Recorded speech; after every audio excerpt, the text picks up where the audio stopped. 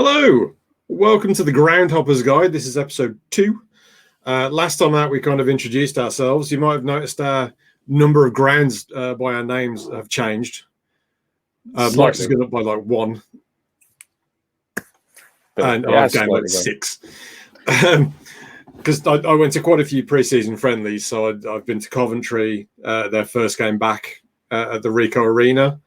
And I went to Worcester City back in Worcester, and I went to Kidderminster Harriers against Manchester United, with the unfortunate downside that their world famous cottage pie is gone because they don't have the same caterers anymore.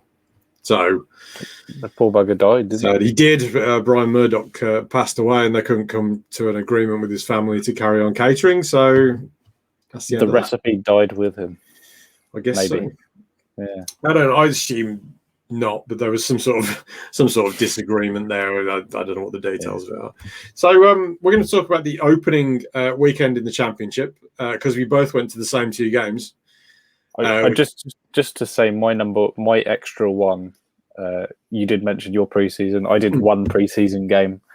Well, because I was still in the midst of being pinged since the last filming. But yeah, I did Royston Town, which is in Hertfordshire. Nice little ground. There we go. That was it. EFL. Yes. Yeah, so the season kicked off this weekend, just gone. So we went to Luton Town, which is Mike's team, as you can see from the shirt that he's wearing, and their game against Peterborough. And then we went to Fulham and Middlesbrough, which is the TV game, sort of lunchtime on Sunday. Yeah, we're going to start with Luton. This is your stadium, Mike. You've been a lot. Yeah, and I've also taken a lot of people to it. It's a ground that I've lots of friends of the show, which actually would be too many to actually even say in this thing. But it's obviously I've been going to Luton Town since 2000, so 21 years this year. Which is a bit mad to think because I can't think of anything else I've done for 21 years. Really, so it's so it's home. It's kind of not really changed in that time either. It's say 120 odd years, 115 years old, and every single inch of that place tells 100 stories. It's seen 2 world wars, 2 major pandemics. It's seen the world change immeasurably throughout its history, and it's changed in little bits and pieces. Like our little backdrop for this show is the seats in the main stand, which I will share I'll share the article that I wrote about the game. This is available on ArnoldFurious.com. So this is the outside staircase, which is kind of basically over the road that runs past it. If you look like an aerial map of Kenilworth Road, the corner's cut off. Which due to the weird former railway line. Yeah. So this is the railway line here. Yeah, and now it's a busway. So it's it was. I didn't see a bus on it. Yeah, they do tank it down there as well. To be fair, if you ever like end up in Luton, go on the busway. It's like a roller coaster. It's amazing.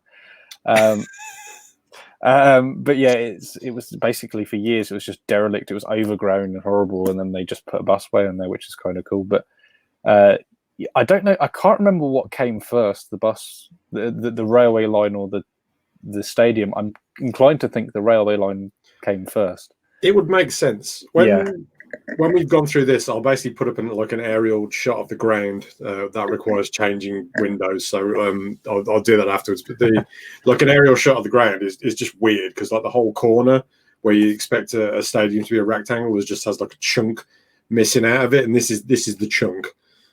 They just run out of space, haven't they? They've tried to expand, and there's no more space to expand into. Yeah, definitely. And actually, it's sort of a thing to mention. I've not actually said this to you yet, but effectively, see where this green, where the trees are over here. That is the site of where the original stadium was on Dallow Road. Oh, okay. So basically, the other side of there's a school, and that's effectively where there is actually still a football pitch on there because it's the school pitch, but that's where the original ground was. And then they moved across to the other side of the road to effectively, if you ever go to Luton Town, you'll probably walk up a road towards the front of the stadium, which you'll probably have a picture of soon. That's where the second ground was, and then they moved to here. So they've moved about 100 meters in 125 years. So I don't think I took a picture coming up the road. You sort of walk up that way. Yeah, I've neglected it in favour of a picture of the club shop, because it was on fire 2 months ago. So it's now like a pop-up shop like in front of it. Yeah, and that's somebody else's garden who was stood in. So I was stood on someone's driveway when I took that picture. This is where we stopped and had a few beers before the game. It's very like a communal meetup place, just kind of in front of the stadium. So we were kind of chilling there for a bit. The good thing is it wasn't a TV game, because when it's a TV game, that most of that front area is just taken up by TV trucks, and it's just really? But thankfully it wasn't a TV game, so it was all right. So this is the Beaches. Is it Beaches Walk or Beaches Alley? Beach Path. Beach Path. So that's the path like alongside the ground. I've actually called it Beaches Alley because I wasn't paying attention. It's this wide. And so we're walking down there, and one of the residents who must have moved in at some point over the last year seemed a bit confused as to why there were so many people there. Yeah, I think I don't know how you miss it, the big thing at the end of your road, but yeah. I'm guessing he wasn't expecting there to be that many supporters. There's like 10,000 there, which is, it was pretty much a sellout, wasn't it? There was no tickets. 10,019, I believe, was the attendance at that game. So at the back of the ground, this is the away fans entrance, which, if you go to Kenilworth Road, I think you have to go and look at Oak Road. Yeah, it's the tourist. It's on the tourist tour if you do go to Kenilworth Road. I've never seen anything like this. This is so bizarre. So the fans go in through the entrance, which is in the middle there with the blue, and then they walk up a flight of stairs with back gardens either side because they've just gone through someone's house. and then they enter into the ground that way.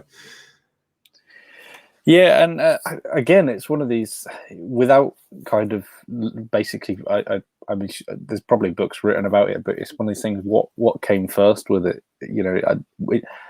I'm painfully ignorant actually on the history of some parts of the ground, because it's not really a part. I think I've only been in the Oak Road end once, and.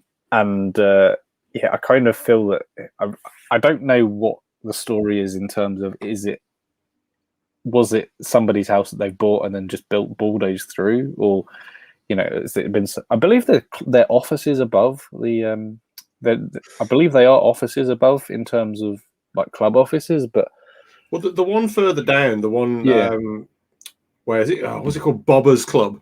The Bobber's Club. Yeah, it's further down. That's got a flat like above it because you can see the entrance next door.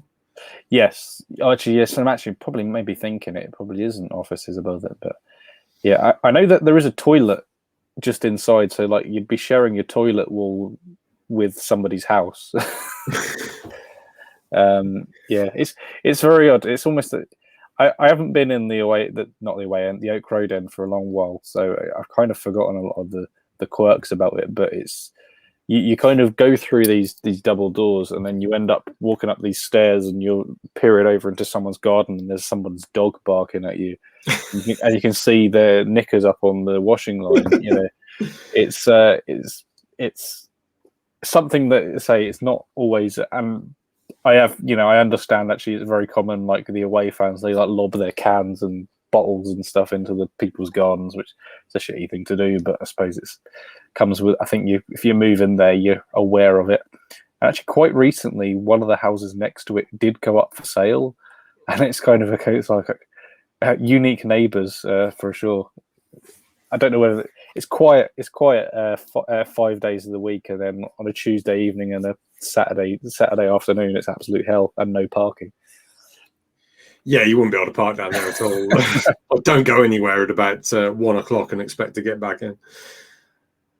So that is bizarre. But from the bizarre to this, this is the first thing I saw when we got actually into the stadium. The Luton Town established 1885 betrayed by the FA 2008 flag. Yeah.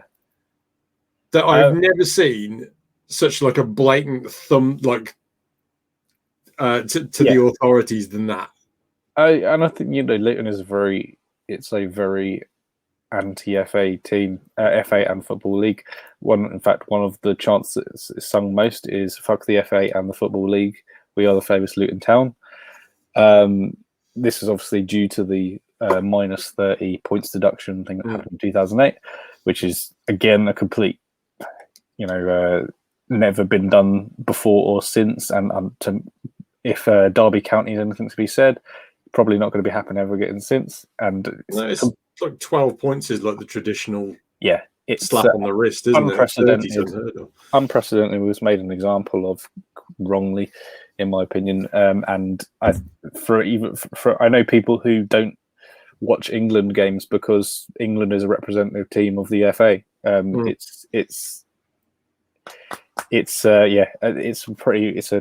It's a sore topic, and I think there's not a single person who doesn't have a base level resentment for the FA because of it. I think, as you say in the article, we are the cool kids here because the FA is just a terrible organisation.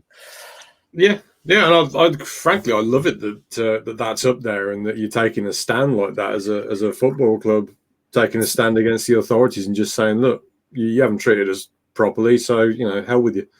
So I think the origin of that particular flag, and I'll have to dig it out for you so you can see it. Obviously, you wouldn't probably see it on here, but that flag was taken to was basically when Luton, because in 2009 they was relegated from League Two into non-league for God knows how long. But one of the last games was the Johnston's Paint Trophy final, which we ended up winning.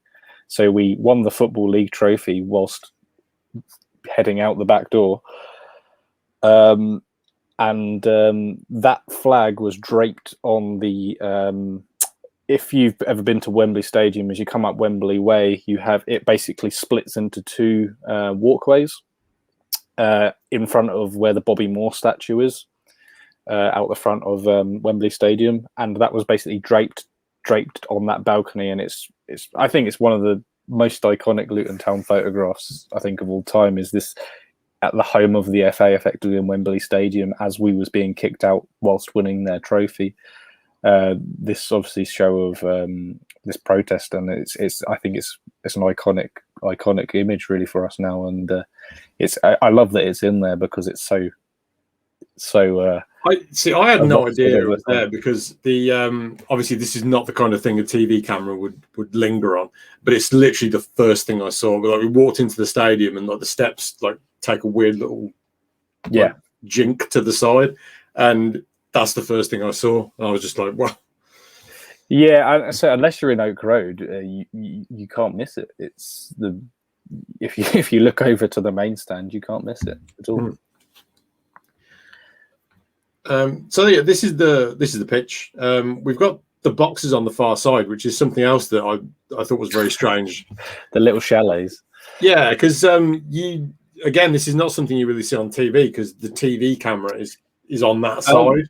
I will say, previously, if you watch Luton Town games on TV, you would have been seeing that because the TV gantry was actually where I'm pointing at something which I can't point to, where you see just in front of you here, where that ladder goes up. That actually was originally where the TV gantry was. I think only radio goes up there now, but when Luton got promoted to the Championship the last time, they did move over onto the other side. Mainly because they've got the LED boards around the outside now, which wasn't there obviously when we was in League One, League Two, non-league sort of thing. So But yeah, if you watch it on TV now, yeah, you don't see them little chalets. Which, to be fair, I'm kind of glad because I always thought they looked so small time.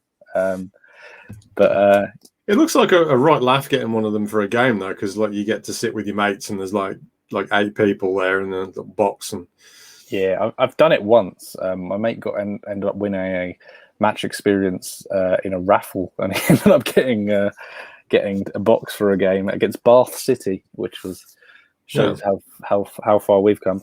And it's great. Been a wild ride, hasn't it, Luton Town? It's like if you followed them for 40 years, it's been a real roller coaster. Yeah, if you followed them for 40 years, you would have seen them win the League Cup final at the old Wembley against Arsenal, be in the first division, form the Premier League, but relegated before they play on it, drop down into Division 2, back up into the Championship, back down into league, into non-league, and then now back up into the Championship. Last year was an incredibly boring season because we finished 10th or 9th or 10th or something in the Championship. So it's the first boring season I've had since about 2003.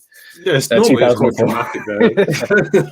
Yeah, it's really dramatic. Yeah, obviously these are the seats in the main stand, which I love these seats. Yeah, it's a bit of a hodgepodge, really. There's the bits, and I think I like to imagine there's a handyman somewhere in the thing who's just got a skip full of bits of seats. And I've been in the Kenilworth stand when a training ball has like gone into the crowd, and actually that's one thing you didn't see by not being in the Kenny is the pre-game shooting, and it's gone straight into the back of a chair and it's just shattered into a million pieces. I like to imagine that a ball goes in and the bloke goes, "Oh, right, what should we have today? Let's have the orange bit," you know. So you get the feeling they don't actually look to see what colour it's supposed to be before going there. They just grab the first one, get up there, and go, "Oh, it's got an orange back. I've got a blue seat. Oh well." It goes. Do you know what? It's a common thing in grounds now, though, to have the different coloured seats, isn't it? And it's like it's usually to form it's usually to spell something out. Well, no, you have the different coloured seats often to make it look like there's always a crowd in, because if you have lots of different colours, it looks like faces and things like that. Do you know? Have you not seen that before? Yeah, I've seen it. It's just it's clearly not like this. We did it before it was cool. Yeah, this is like one of a kind seating, and I like the fact that it's a wooden stand as well. It's a great big old wooden stand with a hodgepodge of chairs on it. Yeah, it is. It's a real throwback. Well, I think we've been corrected on Twitter, but the urban myth is that it come from Kempton Racecourse. Well, I thought it was Newmarket Racecourse, but apparently that's not the truth. But it's been there for years, and I put Newmarket in the article, and that's where I thought it was from. But someone said it's Kempton. And then someone said, "No, that's an urban myth. It's not." Yeah, so I don't know. I don't know. I was going to go and do some research to try and find out which one it was, but I haven't had time. So we're going to have to assume that they just magicked this out of the mists of history. The great thing about a wooden stand is that you can stamp your feet on it. That's the best thing, and when that place is rocking, that vibrates that stand. It's great. Love it. I took this picture because I was looking across to my right, and it doesn't look right. There's like weird bits of staircases everywhere. That's the David Priest stand, which previously was called, I think, the Family Stand previously, but then David Priest was he was a player for Luton and he died of cancer, I believe. So as a tribute, he had that stand named after him, and I've always thought it's a bit of an odd stand, really, because it's sort of wedged in between the Kenilworth stand and the main stand. But yeah, I'm assuming this was built later. Yes, it doesn't look like it should be there. I think that is 90s, possibly. I'm not 100% on that, but I think that is a 90s stand. It wasn't there. I don't think it was there during like the big first division days. I might be wrong there, but it's probably the new. Actually, no, I think that was called the new stand at one point, which obviously new in terms of Luton Town is comparatively new. But yeah, that's a bit of a hodgepodge. Was your mascots there, Harry and Harriet? Harriet siblings, the Hatter twins. Harriet appeared randomly one season. We were like, "What the hell?" She didn't. There was no like, "Oh, by the way, we've got a new mascot." She just came out one day, and we're like, "You know, who's your bird, Harry?" I think that was like, "Harry, who's your bird?" Harry, who's your bird? And then it was revealed that Henrietta. I think it's Harrietta. Oh, Harriet. That's it. Harrietta. It was revealed Harriet is Harry's sister. So, yeah. They both got very big feet. Big feet. It's a family trait, you see. Massive head as well. I mean, if you've seen mine. Massive head. It's a Luton thing. Boater. This is from Mick Hartford, I think. I couldn't hear what the announcement was, but like he's got prostate cancer, so they did like a little pre-match thing for him, and yeah, I'm not entirely sure what it was, but it was a very nice. I think they call it a tifo sort of thing. It was a very nice thing, but I have no idea what it was meant to be. But it was a cool visual. Oh yeah, and I also got a picture of these other seats which have no backs on, which that's the enclosure. That's some radical thinking right there. I actually quite like sitting down there. I love sitting down there on a well, we don't really have them now because we're in the Championship, but I used to like sitting down there because very often when you played in the Papa John's Trophy or something like that, you would they would close the Kenilworth stand because it's not really worth the stewarding to have that stand with that 200, 300 fans in it. So they would just have main stand only for sort of the Tuesday night cup games sometimes. And I always used to like sit down there because you can get right up to the ball lands on your feet sometimes, when it goes in there. And it's a great view, but it can be a little bit dead down there because it's kind of a bit of a family area, but it is a unique place to sit there. Yeah, Barney said it was incredibly uncomfortable. So I guess if you need the back support, it's probably not a good idea. I wouldn't say it's particularly uncomfortable, but I don't know. I quite like it down there, but there's a lot worse places. Yeah, I didn't mean to do that. There we go. Yeah. Wrong window. Yes, it is the wrong window because I was supposed to be showing a picture of the ground from the air, which I didn't do. So I'm just going to knock that up. It's coming. It's on the way. It's on the way. Quick, entertain yourself. Yeah.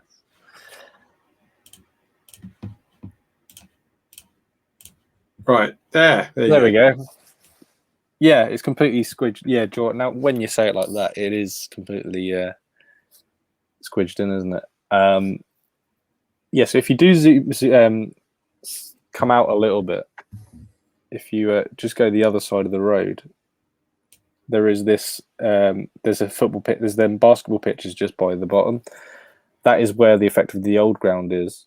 Oh, down here, down in the bottom. Yeah. So look, there's a football ground on there now still, and then if you just go on the other side of the road back over where Hazelby Crescent and Avondale Road meet up, that's where the ground was before there. So they've moved that far in 115, in 120, 130 years, however long they've been playing. So their move into the centre of town in hopefully less than 5 years is going to be the biggest distance we've moved in our history. They're moving slightly closer to the train station, so that's the train station's going to literally the end of the train station road is effectively going to be at the stadium, so it's going to be great. I think as a visiting fan, if you're using public transport, you prefer to go by train because there's more room, and ideally you want the ground to be close, within walking distance. Yeah, preferably within a mile. But yeah, if it's that close, then that's pretty much ideal. And I think the trouble with a lot of new grounds is they build them sort of where there's space, so they tend to be like out of town, and that's right in the heart of the community. It's going to be right in the heart of the community, and it's, let's say, we've been aiming to move grounds since the 1950s, and there's been about 8 or 9 different planned grounds with varying ambitious. One of them was meant to have a Formula 1 circuit on it, which I don't know how that was meant to work. One of them was going to be like something like 100,000 seater, which was going to have a dome over it, which was, I think it was called the Cola Dome, and there was loads of different things. And I think if you ever want to, you could get into a real rabbit hole of the mad plans that have been over the years. But the plans for the new stadium look incredible. Really, I think it still looks like a hodgepodge, and it's uniquely ours. It doesn't look like a soulless bowl, and I think I'm really, really excited for it, but equally a little bit sad that eventually we will leave Kenilworth Road. I'm glad I got to see Kenilworth Road. Yeah, I feel like it's on the day you said you felt it was unique. I don't think I've seen another ground with this many quirks to it. Yeah, no, it's definitely. It's like the ground was built in 1905. There can't be that many other public buildings from that sort of time period which still exists in a way that ground does. It's almost like it should be listed. I'd love it to be listed, but it's an example of a pre World War One ground, and it can't be that. Like baseball ground in Derby's gone, Filbert Street and Leicester City, which is a lot of people say Leicester's old ground was most like Kenilworth Road now. Yeah, a lot of teams have moved. A lot of teams have made the move, but there are still some proper old grounds knocking around. So one of which is the other ground that we went to. Nice segue. Oh, thank you. Which is Craven Cottage, and we're talking about listed buildings. That is genuinely listed. Sorry, there's you eating pizza with a knife and fork. So this is the supporters' entrance that we went in through, but where's it gone? In the background there, this is the Johnny Haynes stand, and behind Billy the Badger is the Cottage, which is in the corner there. These are listed buildings. Yes, they can't touch them at all. And do you have a picture of the street side version of basically the front of Craven Cottage from Stevenage Road? Do you talk? I don't think I did. The only picture I took outside was the one that we just went past, so it's that one. Yeah. So that's the Hammersmith end, which is where we were sat. Yeah. So that's the stand. That's the way in. I mean, this is a proper old entrance way, to be fair. So yeah, the street side of the Johnny Haynes stand, I think, is one of them. So for the record, probably although Kenilworth Road's my home ground, obviously, I'd probably say Craven Cottage is outside of Kenilworth Road my favourite ground in the UK, because I think it kind of feels like Kenilworth Road with all of its quirks but bigger, and obviously I think it's another wonderful example of a ground from around the same sort of time period. It's a real time capsule.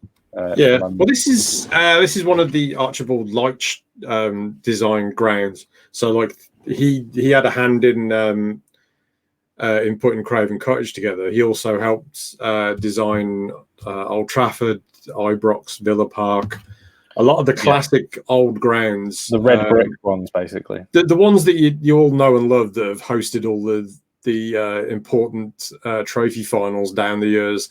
Those are the ones that he had a hand in. So, like, this is the first one of his grounds I've been in, apart from like Goodison and Anfield, which he also was involved in. He's basically all of the old grounds, all of the old good grounds he was involved in. So this that side in particular is like being in history. And I felt like when we walked in, sort of through that entranceway, there's not this weird little slope that you go up. Yes, like it felt proper old-fashioned.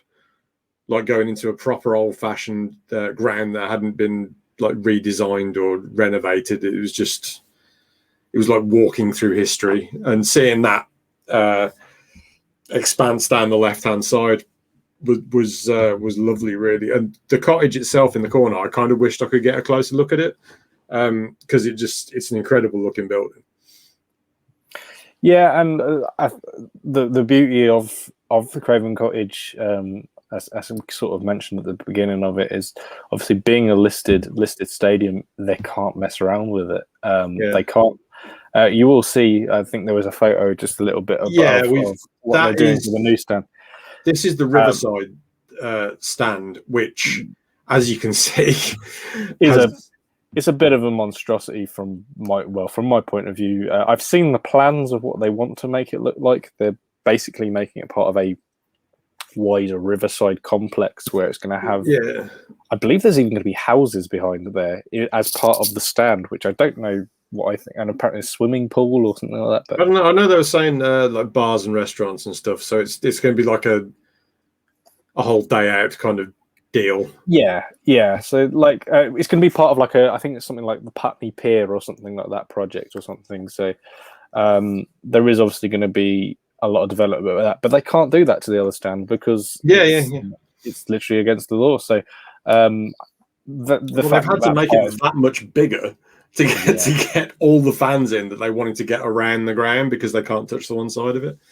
Which I like that about England, where we recognise that things have historical significance and shouldn't be messed around with, but we're also going to give a little bit of leeway to teams like Fulham, say like, well, we don't want you to like completely change it, but you can change that bit. So so they basically built like, this is pushing Old Trafford kind of sized stand over there. It's basically going to double the capacity by building that. It's humongous, that, and it's really. I don't think the photo really does it justice. Compared to the other, I mean, I think the Hammersmith stand is actually quite a tall stand. Yeah, so this is the roof wise. I have got a picture going backwards, so that is the Hammersmith that we were sat in. But that other one dwarfs it.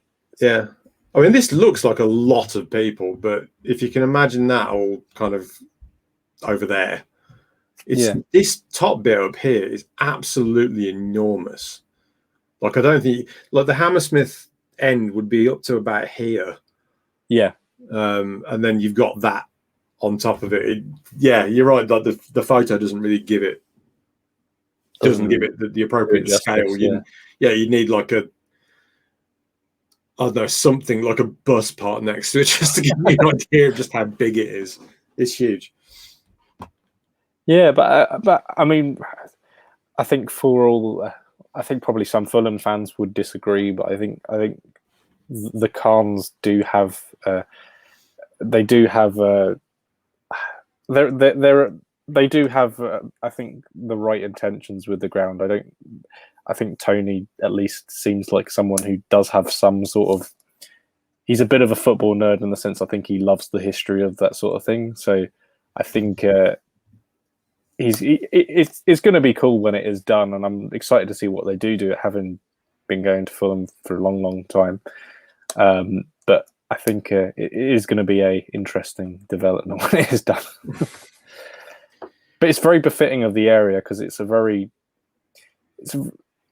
one of these areas that's very modern. It's very traditional, but equally there's the odd bit which feels very modern and out of place. And I think you mentioned about being a little bit like London in Minority Report with all the that's exactly how I felt. It's basically because the cars kept whooshing, like the electric cars kept whooshing past.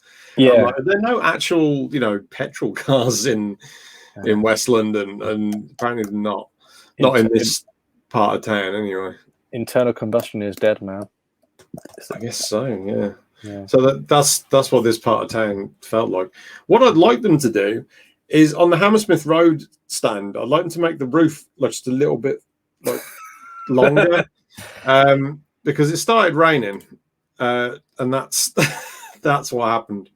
Yeah, and we get to do one. Friend of the show, Brinkley. Yes.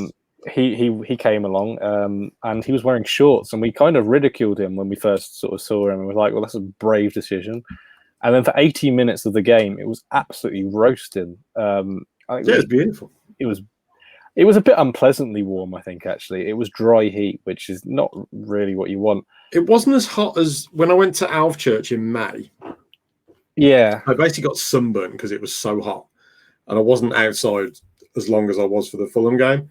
But it wasn't that hot. But obviously there's like 16,000 people at Fulham, whereas Alvechurch, there was like 1,000 people spread out around the outside of the ground. So. And I'd kind of dressed for sort of a slightly chilly day, and he turns up in a t-shirt and shorts, and I'm like, "What are you going? How is he managed to like get this completely correct?" But and then at 80 minutes, it actually hammered down, so he deserved it as far as I'm concerned. It was really weird though because we were in like the 6th row. Yes, and it started like raining really, really heavily, and the front 5 rows are absolutely soaked, and we're bone dry, and we're just like, "This is nice," and like we're laughing about it, and then there's an old fella sat on the road behind us going, "It'll change." And he's got his Mac on with his hood up, and we're like, yeah. And then all of a sudden, the wind changed direction a little bit, and we upturned buckets. That's what it was. Yeah.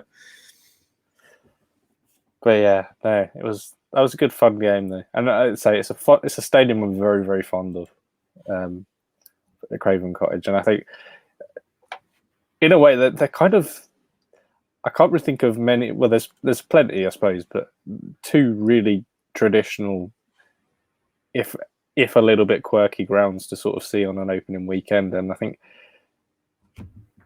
Fulham and Luton are sort of, I think they're almost like the width and breadth of stadiums in the Championship, kind of the traditional ones anyway. Obviously, you've got places like Pride Park, which are massive and modern and boring.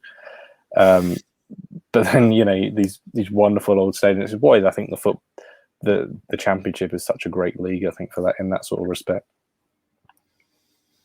Yeah, I just like the variety of grounds that you can go to. It doesn't matter how you like your stadia.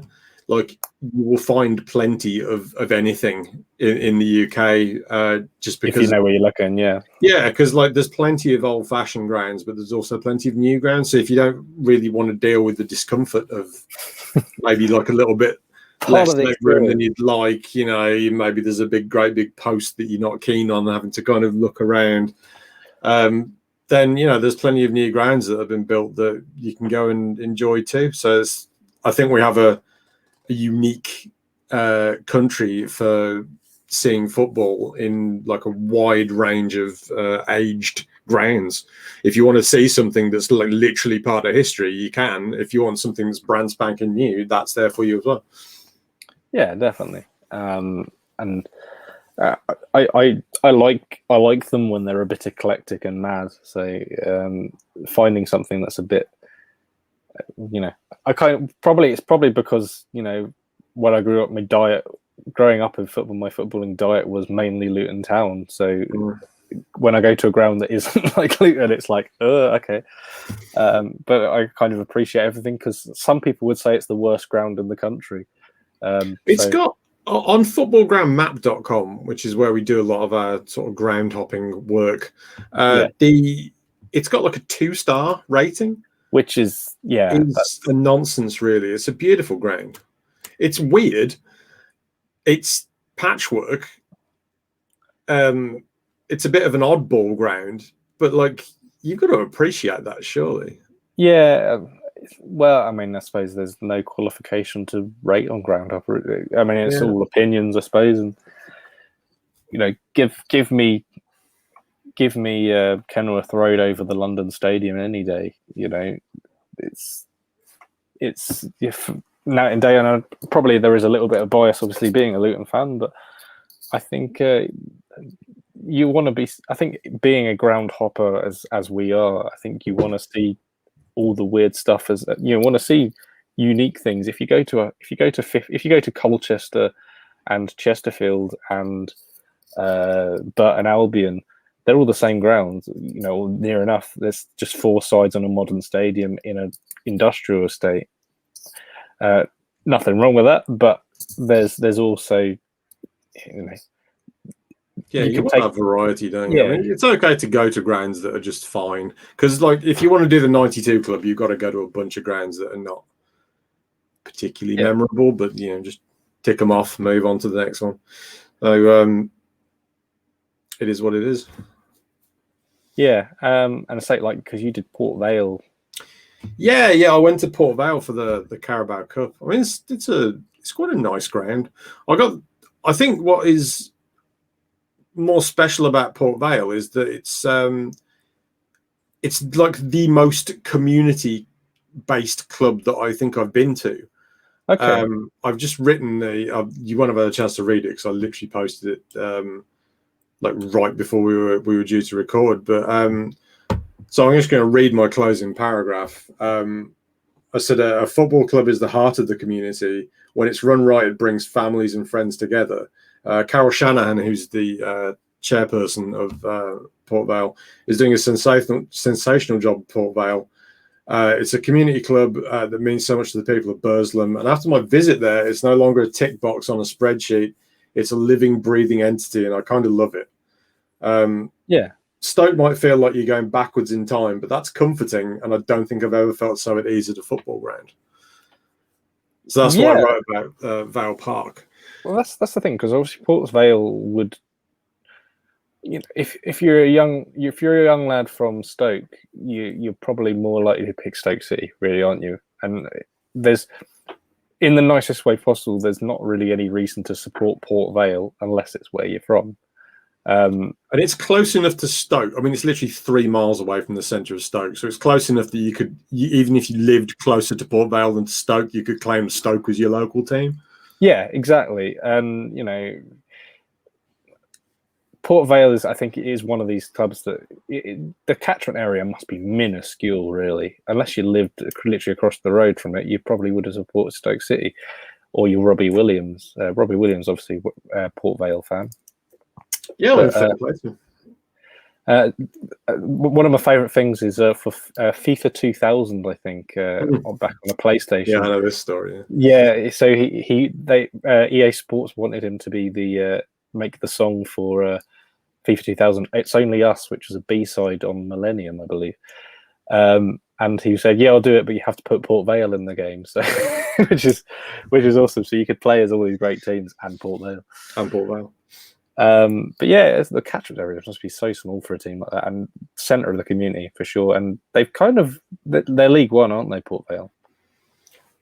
No, they're League Two at the moment, I think. Oh, are they? Well, they've been in League, from what I remember, they've been in League One for donkey's years. I don't think they've ever really. They've had ups and downs, but they've been very local ups and downs, as in like League One, League Two. They were in the Championship in the 90s. I remember them being pretty good, like in the mid to like around when you were born. They were quite good, and they've not been any good since. They've always been about League One, League Two, and they've never really struck me as a team which looks at risk of leaving the league, which is, I think they're quite a smartly run club, really, by all accounts. So it's one to add to the list, I think. Especially as how highly you said of it. Yeah, no, I just really enjoyed being there. The part of what made it so nice was that I was sat. Look, I was made to feel very welcomed, but I was sat like amidst what was basically like a season ticket holders area, but like obviously it being the Carabao Cup, that's not included. Didn't bother. So I was sat in someone's like season ticket seat, and. Well, they sold it. It wasn't a case of like, that they just didn't want it, so they sold it, and I was in it.